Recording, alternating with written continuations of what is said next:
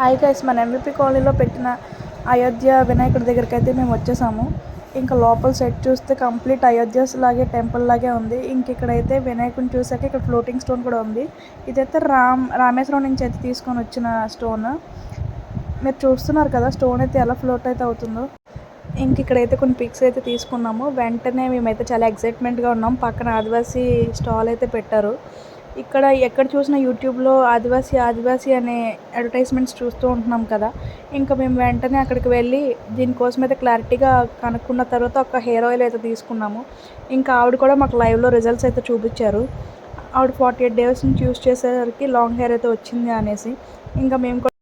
ఇంకా వీళ్ళు ISO certificate కూడా చూపిస్తున్నారు. ఇంకా నెక్స్ట్ అయితే ఇక్కడ ఇంకా అయోధ్య రామ విగ్రహం అయితే స్టాట్యూ అయితే పెట్టారు. అది కూడా చాలా బాగుంది. నెక్స్ట్ అయితే పామ్ బీచ్ రిసార్ట్ దగ్గరే పెట్టిన చీజీ కేక్ స్టాల్ అయితే ఉంది. మేమైతే Biscoff cake and chocolate cake అయితే తీసుకున్నాము. ఇది కూడా టేస్ట్ అయితే చాలా బాగుంది.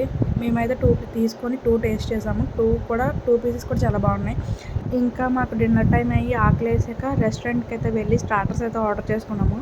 స్టార్టర్స్ తినేసిన వెంటనే ఇంకా ఫుడ్ అయితే మాకు చాలా బాగా నచ్చింది. ఇంక ఫుడ్ తినేసి ఇంక వెంటనే ఇంటికైతే స్టార్ట్ అయిపోయాము. Thanks for watching.